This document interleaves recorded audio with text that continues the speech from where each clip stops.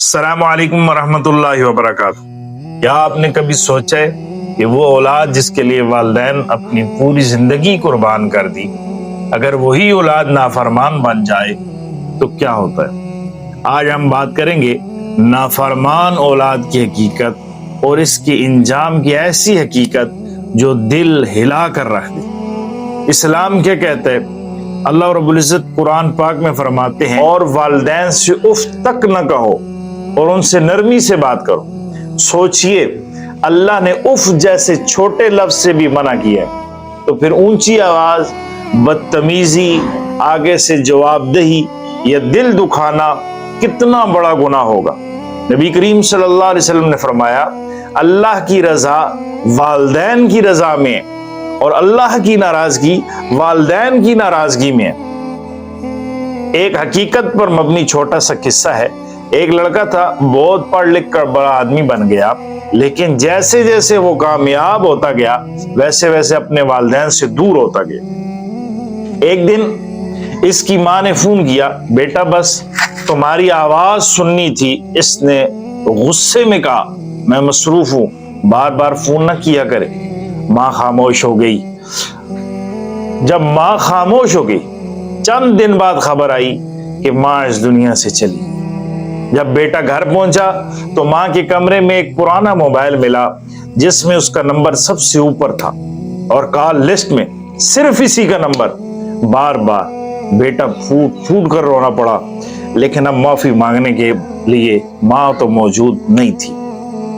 अल्लाह ताला में अपनी माँ की कदर करने की, अपने वालिदैन की कदर करने की तौफीक अता फरमाए। नाफरमान औलाद का इंजाम जो है, जो औलाद अपने वालिदैन को रुलाती है, याद रखें दुनिया में भी सुकून नहीं मिलता और आखिरत में भी सख्त हिसाब होगा। हदीस के अल्फाज हैं, 3 लोग ऐसे हैं जिनकी तरफ अल्लाह क़यामत के दिन नजर भी नहीं करेगा। उनमें एक नाफरमान औलाद भी है।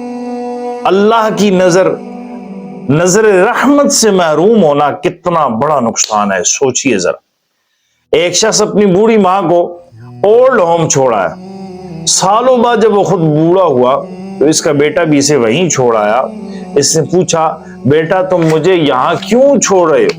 बेटे ने जवाब दिया, अब्बू मैंने आपसे ही सीखा है। यही नाफरमानी का इंजाम है, जो हम करते हैं वही हमारे साथ लौट कर आते हैं। कहते हैं कि औलाद वालिदैन का साया है।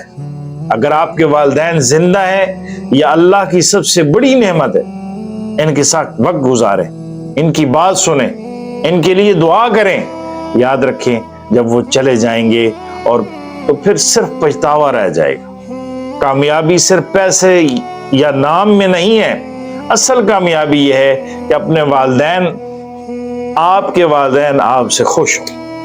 आज ही उनके पास जाएं और कहें, अम्मी अब्बू मुझे माफ फरमा दें। अल्लाह हमें नाफरमानी से बचाए और अपने वालिदैन की खिदमत की तौफीक अता फरमाए। जज़ाकुमुल्लाहु अहसन। अगर हमारा आज का पैगाम आपको पसंद आया है तो हमारे इस चैनल को सब्सक्राइब करें, लाइक करें, शेयर करें और बेल आइकन को जरूर दबाएं, ताकि आने वाली वीडियो आपको ऐसी अच्छी अच्छी वीडियो हमारे चैनल से मिलती रहे। जज़ाकल्लाह।